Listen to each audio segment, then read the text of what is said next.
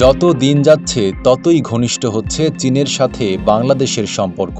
এবার প্রধান উপদেষ্টার চীন সফরে যেন নতুন সম্ভাবনায় পৌঁছেছে দুই দেশের কূটনৈতিক বোঝাপড়া। তবে ডক্টর ইউনূসের এই সফরের দিকে যেন তীর্থের কাকের মতো তাকিয়ে প্রতিবেশী দিল্লি ভাবছিল, এবার বোধহয় নাগালের বাইরে চলে গেল এক সময়ের সোনার ডিম পাড়া হাঁস। কারণ গত ১৫ বছরের অর্থনৈতিক, সামরিক সহ প্রায় সব খাতেই বাংলাদেশ ছিল ভারতের নির্ভর। চীন ও বাংলাদেশ তাদের দ্বিপক্ষীয় সম্পর্ক আরও গভীর করার সিদ্ধান্ত নিয়েছে। চীন বাংলাদেশের অন্তর্বর্তী সরকারকে পূর্ণ সমর্থন দেওয়ার প্রতিশ্রুতি দিয়েছে। দ্বিপাক্ষিক কূটনৈতিক সম্পর্ক প্রতিষ্ঠার ৫০ বছর পূর্তিতে উভয় দেশ বিনিয়োগ, বাণিজ্য ও সাংস্কৃতিক সম্পর্ক এবং জনগণের মধ্যে পারস্পরিক বিনিময় বৃদ্ধিতেও একমত হয়েছে।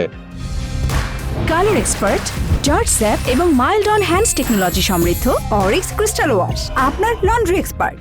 এদিকে দিল্লির কূটনৈতিক মহলে বাংলাদেশ চীন সম্পর্কের গভীরতা নিয়ে নতুন উদ্বেগ সৃষ্টি হয়েছে। ভারত দীর্ঘদিন ধরে দক্ষিণ এশিয়ায় কৌশলগত প্রভাব বজায় রাখতে চেয়েছে, কিন্তু চীনের সঙ্গে বাংলাদেশের ক্রমবর্ধমান সম্পর্ক ভারতের নিরাপত্তার জন্য একটি চ্যালেঞ্জ হয়ে দাঁড়াচ্ছে। ভারতের সংবাদ মাধ্যম দ্য ইকোনমিক্স টাইমস এক প্রতিবেদনে জানিয়েছে, চীনের সামরিক সহযোগিতার কারণে বাংলাদেশের প্রতিরক্ষা খাতে বড় ধরনের পরিবর্তন আসছে।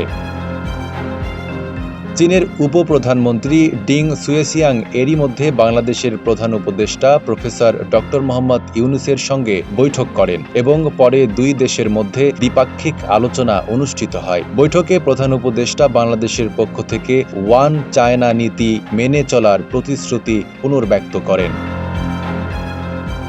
বাংলাদেশে গত ১.৫ দশকে যেখানে আওয়ামী লীগ সরকারের পররাষ্ট্রমন্ত্রীদের প্রথম দ্বিপাক্ষিক সফরের গন্তব্য বরাবরই ছিল নয়াদিল্লি, সেখানে অন্তর্বর্তী সরকারের পররাষ্ট্র উপদেষ্টা তৌহিদ হোসেনের প্রথম দ্বিপাক্ষিক সফর হয় চীনে। আর তাই আলোচনা ছাপিয়ে এই সফর থেকে অর্থনৈতিক ও বাণিজ্যিক ক্ষেত্রে বাংলাদেশের লাভবান হওয়ার সম্ভাবনা অধিকতর হওয়ায় দুশ্চিন্তায় পড়েছে নরেন্দ্র মোদীর দেশ।